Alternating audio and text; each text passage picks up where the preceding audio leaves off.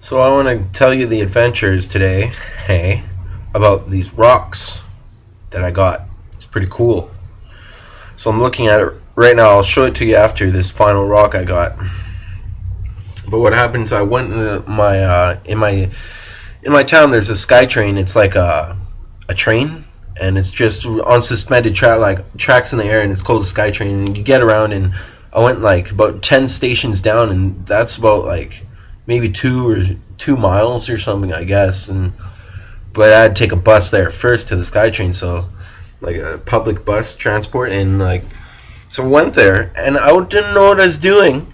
I was like, okay, and then halfway through there, I'm like, oh, let's get some rocks, and I'm like, okay, let's continue, let's just go somewhere, well, whatever you were doing. And then after I went to this place, and there's a street, there's this big a big golf field, and a few patches of like trees and like little trails in the trees, and you go around and stuff. And then there's this one like a big garden display, but it was just all like grass and like bushes. It wasn't really much of a display, more than like raw nature. And then there's like these, I don't know, there's a bunch, you know how Canada is, right, with all these little tree areas and stuff. Well, guess what I found 5 rocks, 1 fire, 1 yellow. I would like it to be lightning, but it was just yellow, and it was like, it looked like a duck flipper, you know, a duck's foot. And it also looked like some kind of like a stop sign or something, like a yellow stop sign. I don't know. And then there's this big brown one, like this big. And I know what I did for all these rocks. I walked here through these trails, through the little where it's not supposed to walk, but you just keep going, and then you turn in, you go dig, and they were all this deep under the ground, like at 3 feet or 2 to 3 feet. The yellow one was the hardest. The red one was the most trickiest, because the red one, the fire one, it was like behind this garden display, and like there's this knockdown trees, and it was like right behind this tree, and that one wasn't buried though. So, and then I got a blue one, which for some reason I kept on calling it Zora Rock. I don't know. I played The Legend of Zelda, and there's these fish people, and I kept on calling it Zora Rock. It's what the certain type of rock that the Zora is like. So that's so yeah.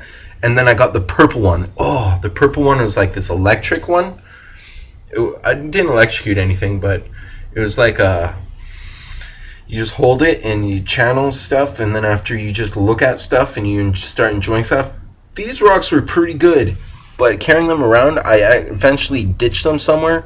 I threw my purple one somewhere in this lady's garden. Hopefully didn't hit anyone, but yeah, I threw it away, and I was so pissed off. But when I threw it away, I knew I'm gonna keep them forever, and I threw them away. You know how crazy I went? I was like this, oh no, my rocks, ah. So eventually like I moved to a new house, and like, by the way, I did more digging, and it turns out this is what I was doing. This is what I was digging for rocks for. A limited display shows up in some tree area or patch of dirt available, and it shows off what's on show, and you go and find the show. You walk around a little bit, and you look at random stuff. Some stuff aren't supposed to be there, but they don't like to do it that much. And there's these things going alongside the trails, like little rubber light things, and they trigger stuff, and they tell you stuff, sort of. It's really easy to listen to colors and stuff, look at colors, and you figure stuff out. And I found about, I guess, 12 or 13 of these special rocks, and I still have to dig them up out of some weird storage I have, but like a box or something. I remember I threw them all away, but the good thing is that when I moved into my new house, I got this little pinprick type, not a pinprick, but look what I'm saying, like a pinprick in my head. And it kind of like startled me. It not startled me, but, and I went out. I said, look at that rock. I took the rock, and turns out I have combined all of those 5 rocks plus other rocks that help shape it and turn it into some valuable crystal potato. Crystal potato. I remember the brown rock looked kind of threatening because it was a really big rock, the brown one, right? How did the brown rocks like a little bit bigger than this one? If I combined all the rocks together, how did it turn into this slightly smaller than the brown rock? That's what you use tools for, my friends. Tools to engineer new engineering of all purpose to make new and more valuable things. Let me hold it up like this. It's kind of bright. It's crystal potato rock. It's rock stone. I don't like calling them stones.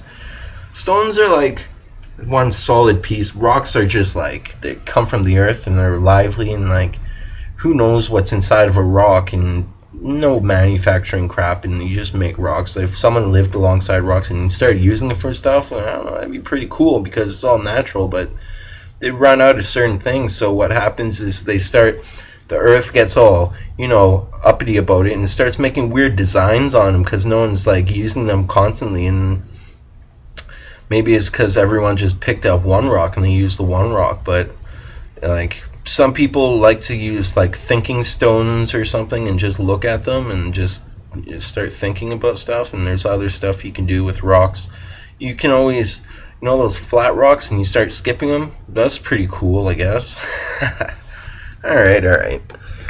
And yeah, so I still have to do like, look at this rock. Has this weird blood stain. I think I showed this rock on YouTube before. What the hell? Alright, I'm quitting. I'm out of here. Make another video right after this. Yeah!